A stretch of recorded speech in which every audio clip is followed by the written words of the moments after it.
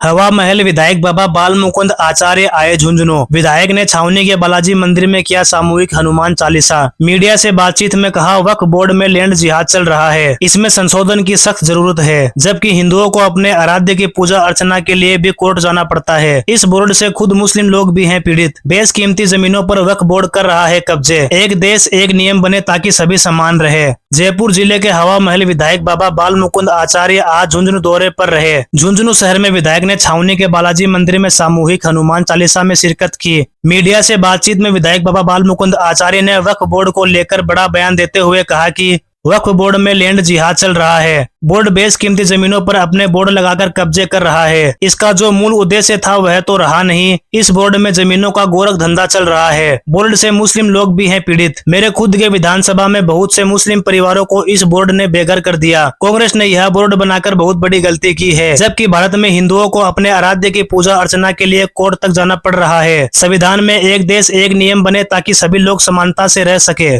कानून में कुछ विसंगतियां रही है, कुछ कमियां रही है, उसमें परिवर्तन की आवश्यकता है।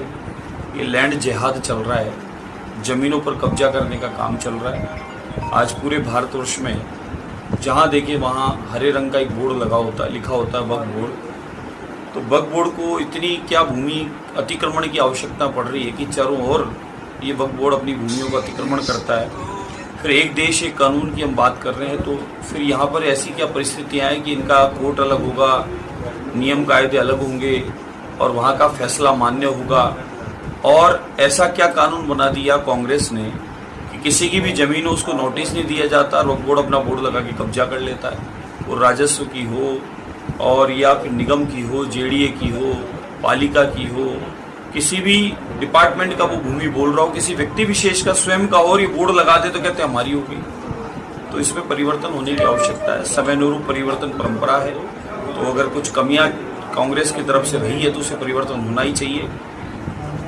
हम सबको पता है कि देश का बंटवारा किस विषय पर हुआ था। जिसको जो जिधर जाना था उसने तय कर लिया था। फिर उसके बाद भी कांग्रेस ने लेकिन ऐसी स्थितियां परिस्थितियां उत्पन्न कर दी कि आज देश में सनातनी हिंदू अपने आराध्य अपने देवी देवताओं के मंदिर के लिए भी उसे कोर्ट जाना पड़ता है। और इसी देश में वक्फ बोर्ड के नाम पे जमीनों का गोरख धंधा चल रहा है। मेरी स्वयं की विधानसभा हवा महल में मैंने अनगिनत मामले निकाले हैं। कब्रिस्तान, वक्फ बोर्ड और मदरसों के नाम पर जमीनें कब्जा ली गई है और उन जमीनों में जो पुराने समय से रहते आ रहे थे लोग, उनको वहाँ से निकाल दिया गया है। मुस्लिम समाज के लोगों की ही शिकायत जो मैंने लाइव दिखाई है, 100-200 परिवार मुस्लिम समाज के ही इन भूमियों पर रहते थे, उनको भी निकाल दिया। और भूमि लेने के पश्चात क्या किया, भूमि लेने के बाद उन भूमि को स्कूल पर किराए पे दे दी, बाजार बना के उसका किराया ले लिया, पट्टे काट दिए या वक्फ बोर्ड के मेंबर्स बनकर आपस में पट्टे बांट लिए।